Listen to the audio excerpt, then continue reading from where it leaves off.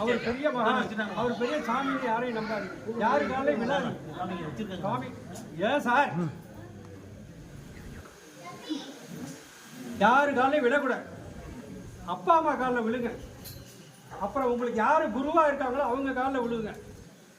எல்லார் காலையும் விழுக வேண்டியது என்ன, சாவி கட்டவங்க அத்தனை பேர் காலையும் விழுக வேண்டியது வேண்டாம். தீட்சை வகிக்கல, உங்களுக்கு குரு உபதேசம் பண்ணியிருக்காங்களா அவங்கள்ட்ட காலில் விழுங்க. சொல்ற அப்படிதான் எல்லாரும் தெரிஞ்சுக்கிறோம். அந்த இப்போ என் காலையே விழுந்தீங்கன்னா உங்களுடைய பாவத்தை போக்குறதுக்கு நான் இன்னும் எவ்வளோ ஜென்மம் எடுக்கணும்? இந்த பாவம் நீங்க உங்களுடைய பாவத்தை கொண்டு காலை தொட்டுட்டீங்கன்னா, கால் 2 கட்டை வரலைன்னா சனீஸ்வர பகவான் இருக்கார், 2 கால் வரலையும் சனீஸ்வர பகவான் இருக்கார். நீங்க எங்க காலை தொட்டுட்டீங்கன்னா எங்களுக்கு வரை பெருமை கிடையாது. எங்களுக்கு அப்படியே எனக்கு பெரிய சாமியார், அவர் காலில் விழுறதுனால பக்கத்தில் உள்ளவங்க நினைப்பாங்க சாமியார் பெரிய சாமியார், அவர் காலில் விழுறோம், அவருக்குடைய அனுக்கிரகம் உங்களுக்கு கிடைக்கும், அனுக்கிரகம் கிடைக்கும். அந்த பாவங்கள்லாம் யாரை சேரும்? எங்களை சேரும். நாங்கள் அதை போக்குறதுக்கு பல ஜென்மம் எடுக்கணும். அதனால நீங்கள் அந்த பாவத்தை போக்குறதுக்கு எனக்கு வழி தெரியும். இருந்தாலும் நாம் நல்ல வழியில் போகணும், நல்லது செய்யுங்க. எல்லாருக்கும் யாராக இருந்தாலும் சரி, நம்மளுக்கு எதிரியாக இருந்தாலும் அவன் நல்லா இருக்கணும்னு நினைங்க. நமக்கு எதிரியாக இருந்தாலும் சரி அவன் நல்லா இருக்கணும். கோவிலில் வந்து வேண்டுவாங்க, என்னகிட்டே சொல்லுவாங்க, சாமி அவன் ஈத்த வீட்டுக்காரன் என்னை ரொம்ப வைக்க மாட்டேங்கிறான், அடுத்த வீட்டுக்காரன் என்னை பாடாப்படுத்துகிறான், என்ன இப்படி அவனை நீங்கள் காலி பண்ணிடணும். அதுக்கு என்ன கேட்குறீங்கன்னு சொல்லுங்க அப்படின்பா. அதுக்கு என்ன கேட்டாலும் நாங்கள் கொடுக்குறோம் அப்படின்னு சொல்லுவாங்க. அப்படி என்ன கேட்டாலும் வேலை முடிஞ்சு போச்சுன்னு வச்சுக்க, ஒரு 50 ரூபா கொடுக்குமா அந்த சாமியாருக்கு, இல்லைன்னா தட்டில் கொண்டு போய் 10 ரூபா வச்சுட்டு போமா சாமியாருக்கு. ஏன் சாமி நீங்கள் எல்லாம் செஞ்சு கொடுத்தீங்க, நான் செய்கிற சாமி, நிறைய எனக்கு இன்னும் நாள் இருக்குது, நான் நிறைய செய்ய வேண்டியது இருக்கு. எத்தனையோ பேர் இங்கே வந்திருக்கிறதுல பாதி பேர் கூட இல்லை, இதெல்லாம் கூட்டமே கிடையாது. ஏன்னா அவங்களுக்கு நிறைய நன்மைகள் கிடைச்சிருச்சு. குழந்தை பாக்கியம் வேணுமா, இந்த சிவராமபுரத்தில் வந்து அத்தனை பேருக்கு குழந்தை பாக்கியம் கிடைச்சிருக்கு.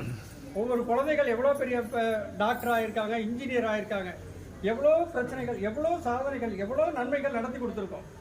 நீங்கள் எங்களை நம்பணும், இறைவனை நம்பணும். எல்லாரும் நீங்கள் போய் யார்கிட்ட கேட்டாலும் எனக்கு உங்களுக்கு ஒரு நல்லது பண்ணித்தரேன்னா எனக்கு ஒரு 20,000 கொடு, ஒரு 10,000 கொடு, நான் உனக்கு அதை செய்கிறேன் அப்படின்னு சொல்லுவாங்க. ஆனால் நாங்கள் உங்கள்கிட்ட காசே கேட்கல, எங்களுக்காக நாங்கள் காசே கேட்கல. இந்த கோவில் கட்டுறோம், இந்த திருப்பணி பண்ணுறோம், அந்த திருப்பணிக்காக உங்களால் முடிஞ்ச உதவி பண்ணுங்கன்னு கேட்குறேன். அது கொடுக்க விருப்பம் இருந்தால் கொடுங்க. நீங்கள் எங்கேயாவது கொண்டு டாக்டர்கிட்ட கொடுப்பீங்க, இல்லை அப்படின்னா எங்கேயாவது கொண்டு ஜோசியர்கிட்ட எவனாவது ஒருத்தன் ஒரு பூம்பா பண்ணுவான். அதை பார்த்தோன்னா உடனே ஒரு நம்பிக்கை, ஆஹா அவர் பெரிய சாமியார், அவர் பெரிய இது அப்படின்னு சொல்லிட்டு அவர்கிட்ட கொண்டு போய் ஒரு 5,000 கொடுக்க வேண்டியது. இதெல்லாம் தேவையில்லை.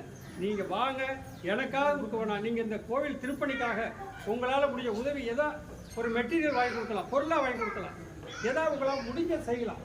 அதுக்காக நாங்கள் உங்களை வற்புறுத்தி நீங்கள் வந்து ஒரு கடையில் நீங்கள் கடன் வாங்கி எனக்கு செய்யுங்கன்னு நான் சொல்லவே இல்லை. ஒரு கடன் வாங்கி எனக்கு செய்யுங்கன்னு நான் சொல்லவே இல்லை. உங்கள்கிட்ட கையில் ஒரு 100 ரூபா கிடைக்குதா கொடுங்க, உங்களால் என்ன முடியுமோ அதை செய்யுங்க. அதுக்காக மாமியார் சொல்லிட்டாரு, நான் போய் பக்கத்து வீட்டுக்காரன்ட்ட கடன் வாங்கணும், எய்த்த வீட்டுக்காரன்ட்ட கடன் கேட்கணும்னு கேட்கவே கேட்காதீங்க. நான் எனக்கு என்ன செய்யணுங்கிறத இறைவன் எனக்கு கொடுப்பான், இறைவன் எனக்கு கொடுப்பான். அந்த நம்பிக்கையில் தான் நான் ஓடிட்டு இருக்கேன். ஆனால் எனக்கு கொடுக்கறதுக்கு உங்களால் முடியாது.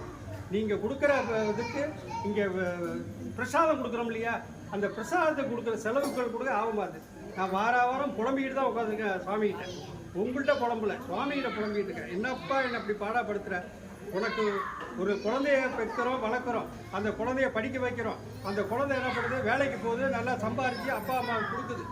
ஆனால் நான் ஆஞ்சநேயர்கிட்ட கேட்பேன், ஏன்டா உன்னை பெற்று வளர்த்தது மாதிரி உனக்கு இவ்வளோ பெருசு உட்கார வச்சுருக்கேன், நிற்க வச்சுருக்கேன், இவ்வளோ பெருசுக்கு நிற்க வச்சுருக்கேன், என்னை ஏன்டா இன்னும் நிம்மதியாக வைக்க மாட்டேங்கிற அப்படின்னு சொல்லி தான் நான் ஆஞ்சநேயரை கேட்பேன். என்ன நான் எங்கள் பிள்ளைகிட்ட பேசுகிறது மாதிரி தான் நான் ஆஞ்சநேயர்கிட்ட கேட்பேன். இன்னும் எத்தனை வருஷத்துக்கு தான் என்னை அப்படி பாடாப்படுத்த போகிறேன்? இன்னும் இருக்கிற ஜென்மத்தில் இந்த மாதிரி கண்ணு கூட எனக்கு சரியாக புரிய மாட்டேங்குது, ஒரு கண்ணு கூட சரியாக தெரியல, உண்மையாக சொல்கிறேன். என்ன ஒரு புண்ணியவதி ஒரு கொஞ்சம் காசு கொடுத்தா எனக்கு வந்து போய் இந்த ஆப்ரேஷன் பண்ணிங்கன்னு, அந்த காசையும் இந்த கோயிலில் தான் செலவு பண்ணேன். அந்த காசை எடுத்துகிட்டு போய் கூட நான் செலவு பண்ணிக்கல, கண் ஆப்ரேஷன் பண்ணல. இந்த கண்ணு தெரியாது, யாரும் என்னன்னே தெரியாது, இந்த ஒத்த கண்ணு தான் தெரியும். அந்த ஒத்த கண்ணில் தான் வண்டி ஓட்டுறேன், ஒத்த கண்ணு தான். எதாக இருந்தாலும் சுவாமி என்ன தான் கேட்குறேன், எதாக இருந்தாலும் செய் அப்படின்னு என்கிட்ட தான் சொல்கிறேன். ஆனால் நான் உங்கள்கிட்ட காசே கேட்கல.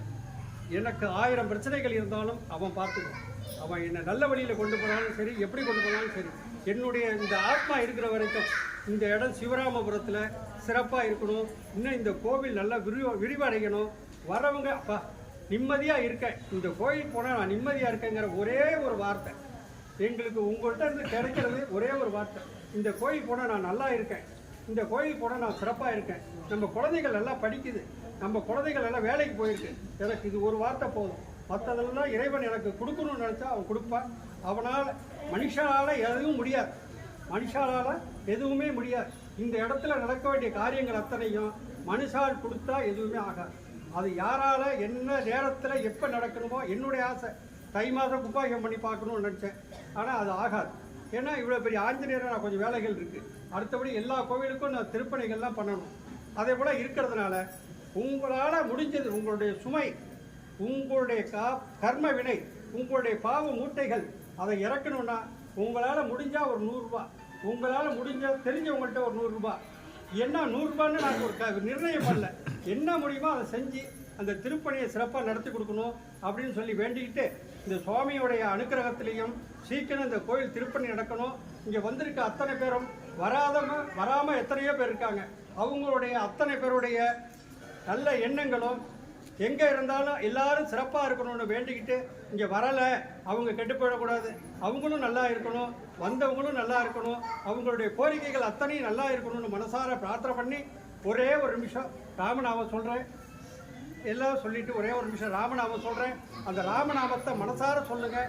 முன்பிறவி பயன் உங்களுக்கு போகணும், முன்பிறவி பயன் உங்களுக்கு போகணும்.